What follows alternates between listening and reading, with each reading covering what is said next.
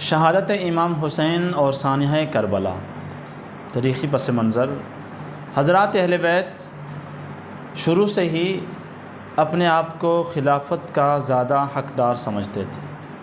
حضرت امیر معاویہ رضی اللہ تعالیٰ عنہ کا جیسے ہی وصال ہوا، خلافت کی سیٹ خالی ہوئی تو فوراً یزید نے اعلان کر دیا، کیونکہ یہ پہلے سے ہی مقرر ہو چکا تھا۔ حضرت امام حسین رضی اللہ تعالیٰ عنہ کو بیعت کرنے کا یزید نے مطالبہ کیا، لیکن امام حسین رضی اللہ تعالیٰ عنہ نے بغیر کسی ڈر کے، بغیر کسی کے پرواہ کیے ہوئے اعلان کر دیا کہ میں یزید کے ہاتھ پر بیعت نہیں کرتا۔ یزید نے ولید بن عتبہ کو خط لکھا، حسین کو مجبور کیا جائے کہ میرے ہاتھ پر بیعت کرے۔ ولید بن عتبہ نے مروان بن حاکم سے کہا، اپنے پاس بلایا اور کہا کہ مجھے یزید نے اس طرح کرنے کو کہا۔ تو مروان بن حاکم نے کہا، ابھی آپ کے پاس موقع ہے، اس کو مجبور کر لو، اگر یہ بیعت نہیں کرتا تو پھر اسے قتل کر دو۔ ولید بن عتبہ نے ایسا نہیں کیا۔ مروان نے امام حسین رضی اللہ تعالیٰ عنہ کے سامنے ولید سے کہا کہ ابھی آپ کے پاس موقع ہے، اگر آج یہ چلا گیا نا امام حسین، پھر دوبارہ تمہارے ہاتھ میں نہیں آئے گا۔ لیکن ولید بن عتبہ یہ عافیت پسند شخص تھا، اس نے کسی کی پرواہ نہیں کی، راستہ کھول دیا، امام حسین رضی اللہ تعالیٰ عنہ چلے گئے۔ مروان نے ولید سے کہا کہ آپ نے موقع ضائع کر دیا۔ تو ولید بن عتبہ نے کہا، اللہ کی قسم میں اللہ سے ڈرتا ہوں، کہیں ایسا نہ ہو کہ قیامت کے دن حسین مجھ سے اپنے خون کا مطالبہ نہ کر لیں۔ اس لیے امام حسین کے خون کا مطالبہ جس گردن پہ ہوگا وہ قیامت کے دن نجات نہیں پائے گا۔ لہذا حضرت امام حسین رضی اللہ تعالیٰ عنہ اپنے اہل و عیال کو لے کر مدینہ سے مکہ کی طرف روانہ ہو گئے، مکہ میں جا کر پناہ لی۔ یزید کو جب ولید کا یہ عمل، درگزر والا عمل پتہ چلا تو اس نے ولید کو معزول کر دی۔ جب اہل کوفہ کو پتہ چلا کہ حسین نے یزید کی بیعت سے انکار کر دیا ہے تو کچھ حضرات سلیمان خزائی کے مقام پر جمع ہوئے اور انہوں نے بھی یزید کے ہاتھ پر بیعت کرنے سے انکار کر دیا اور حضرت حسین کی طرف یہ خط لکھا کہ آپ ہماری طرف آئیں، ہم آپ کے ہاتھ پر بیعت کرتے ہیں۔ اور کوفہ میں جو امیر ہیں نعمان بن بشیر، اس کو بھی یہاں سے نکال دیں گے۔ حضرت حسین رضی اللہ تعالیٰ عنہ نے جب یہ خطوط دیکھنے کے بعد حضرت امام حسین نے بڑی حکمت، بڑی دانش مندی سے یہ فیصلہ کیا کہ آپ اپنے چچا زاد بھائی مسلم بن عقیل کو پہلے وہاں بھیجا اور وہاں جا کر سارے حالات کا جائزہ لیا۔ تو مسلم بن عقیل کے ہاتھ پر تقریباً 18,000 لوگوں نے بیعت کی۔ تو پھر مسلم بن عقیل نے کوفہ میں آنے کی حضرت حسین کو دعوت دی۔ تو حضرت حسین رضی اللہ تعالیٰ عنہ یہ عزم کر چکے تھے کہ اب میں نے کوفہ جانا ہے۔ وہاں پر کوفہ جانے کی طرف عبداللہ بن زبیر کے علاوہ کسی نے بھی کوفہ جانے کا مشورہ نہیں دیا، لیکن صرف حضرت عبداللہ بن زبیر نے مشورہ دیا کہ جاؤ، باقی کسی صحابی نے، اپنے اہل و عیال میں سے کسی نے بھی آپ کو مشورہ نہیں دیا، بلکہ سب نے کہا کہ وہ دھوکے باز ہیں، وہ آپ کو نقصان پہنچائیں گے، آپ کو کوفہ نہیں جانا چاہیے۔ لیکن امام حسین نے اپنے اجتہاد، خوددار بصیرت سے کسی کا مشورہ قبول نہیں کیا۔ 8 یا 9 ذی الحجہ کو آپ کوفہ کی طرف روانہ ہو گئے۔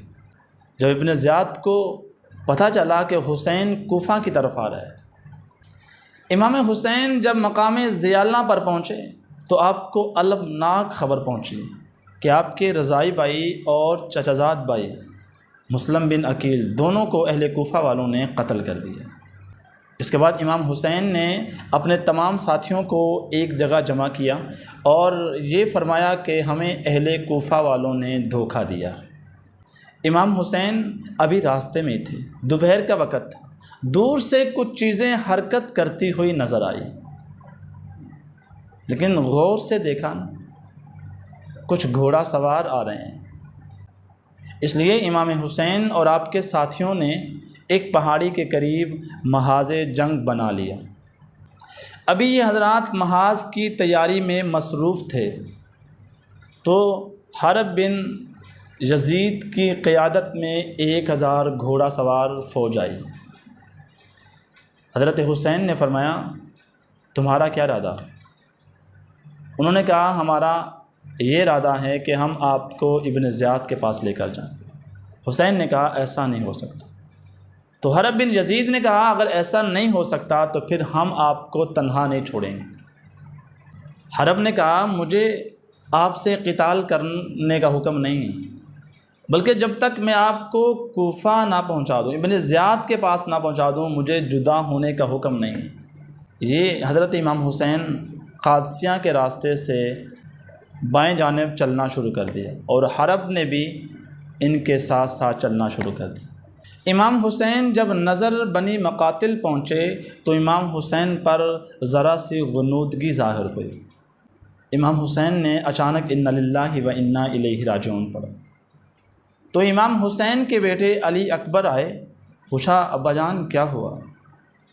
تو امام حسین رضی اللہ تعالیٰ عنہ نے فرمایا کہ میں نے خواب میں دیکھا ہے کچھ گھوڑے سوار ہمارے ساتھ چل رہے ہیں اور وہ کہہ رہے ہیں ان گھوڑے سواروں کے ساتھ ان کی اموات بھی چل رہی ہیں، تو اس سے مراد ہماری موت کی خبر ہے۔ اس پر علی اکبر حضرت حسین کے صاحبزادے نے کہا ابا کیا ہم حق پر نہیں؟ تو امام حسین نے کہا ہم حق پر ہیں۔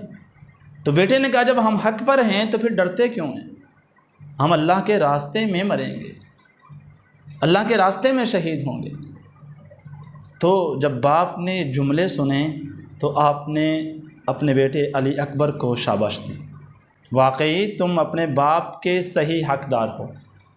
اس کے بعد ابن زیاد نے کوفہ میں عمر بن سعد کو مجبور کیا اور 4000 کا لشکر حضرت حسین کے مقابلے کے لیے بھیج دیا۔ جب عمر بن سعد حسین کے پاس آئے، وجہ پوچھی تو حضرت امام حسین نے پوری بات بتا دی کہ اہل کوفہ نے خود مجھے یہاں آنے کی دعوت دی ہے، اگر اب بھی ان کی رائے بدل گئی ہے تو میں واپس مدینہ جانے کے لیے تیار ہوں۔ تو عمر بن سعد نے اس مضمون پر ایک خط لکھا ابن زیاد کو کہ یہ حسین اور حسین کا لشکر مدینے کی طرف جانے کے لیے تیار ہے۔ تو جواب میں آیا کہ ان کے اوپر پانی بند کر دو۔ امام حسین کے سامنے صرف یہ شرط رکھی گئی کہ آپ یزید کے ہاتھ پر بیعت کر لو، اگر آپ بیعت کر لیتے ہیں تو پھر ہم سوچ لیتے ہیں آپ کے ساتھ کیا معاملہ کرنا ہے۔ اور ساتھ ہی عمر بن سعد کو حکم تھا کہ امام حسین پر اور اس کے ساتھیوں پر پانی بند کر دیا جائے، اور یہ امام حسین کی شہادت سے 3 دن پہلے کا واقعہ ہے۔ چنانچہ عمر بن سعد نے ان حضرات پر پانی بند کر دیا۔ جب یہ پیاس سے شدید نڈال ہو گئے تو آپ نے اپنے چچا زاد بھائی عباس بن علی کو 30 گھوڑا سوار اور کچھ پیدل ان کو بھیجا پانی لینے کے لیے۔ پانی لینے کے لیے گئے، راستے میں عمر بن سعد کے لوگوں سے مٹ بھیڑ ہوئی اور بہرحال یہ 20 مشکیزیں پانی لے کر واپس آ گئے۔ آج ہم جس زبان میں کہتے ہیں 20 گیلن پانی لے کر واپس آ گئے۔ امام حسین نے عمر بن سعد کو پیغام پہنچایا کہ آج رات ہماری سب کی آپس میں ملاقات ہونی چاہیے تاکہ ہم ایک دوسرے سے بالمشافہ گفتگو کر لیں۔ تو ایسے ہی ہوا کہ رات کو وہ امام حسین کے ساتھی اور عمر بن سعد ان کے جو لوگ تھے آپس میں رات کو مکالمہ گفتگو ہوئی۔ ملاقات میں امام حسین نے اپنے متعلق 3 شرطیں ذکر کی۔ میں جہاں سے آیا ہوں مجھے وہاں واپس جانے دیا جائے، میں یزید کے پاس خود جانا چاہتا ہوں تاکہ میں ان کے ساتھ یہ معاملات خود طے کروں، مجھے مسلمانوں کی کسی سرحد پر پہنچا دو، وہ جس حال میں ہوں گے میں بھی انہی کے ساتھ ویسے ہی رہوں۔ عامر بن سعد نے امام حسین کی یہ تینوں شرائط ابن زیاد کی طرف خط روانہ کیا۔ ابن زیاد نے جب دیکھا کہ یہ لوگ اطاعت اور اپنی عافیت کے معاملے میں ہیں، اس لیے ہم نے اس خط کو قبول کر لیا۔ یہاں تک تھوڑا سا معاملہ طے ہو رہا تھا، لیکن ابن زیاد کے پاس شمر بیٹھا ہوا تھا۔ شمر نے کہا کہ آپ حسین کو مہلت دے رہے ہیں تاکہ وہ حسین چند دنوں بعد دوبارہ پھر آئے تو وہ قوت سے آئے، پھر آپ ان سے مقابلہ نہیں کر سکتے۔ شمر نے کہا مجھے یہ سازش سعد بن عمر کی لگ رہی ہے، کیونکہ مجھے رپورٹ ملی ہے کہ راتوں کو یہ آپس میں ملتے ہیں۔ ابن زیاد نے شمر کی رائے کو قبول کیا اور بن سعد کو یہ خط لکھا، شمر کے ہاتھ روانہ کیا اور شمر سے کہا کہ اگر یہ ہدایت عمر بن سعد مان جائے تو ٹھیک ہے، اگر نہ مانے تو اس کو میرے حکم پر عمر بن سعد کو قتل کر دینا۔ تو شمر جب آ رہا تھا تو دور سے ہی عمر بن سعد شمر کا چہرہ پڑ چکا تھا۔ عمر بن سعد نے کہا شمر تو نے بہت ظلم کیا ہے، دو گروہ آپس میں کلمہ متفق ہو رہے تھے، آپ نے بہت ظلم کیا ہے۔ شمر نے جب وہ ہدایات حضرت امام حسین کے سامنے بیان کی تو امام حسین نے صاف انکار کر دیا۔ امام حسین کے الفاظ یہ تھے کہ اس ذلت سے تو موت ہی بہتر ہے۔ شمر 9 تاریخ کو اس محاذ پر پہنچے۔ حضرت امام حسین اپنے خیمے کے باہر بیٹھے ہوئے تھے۔ اچانک آپ پر تھوڑی سی غنودگی طاری ہوئی، اس کے بعد اچانک سے آواز آئی، آپ کی آواز کھلی۔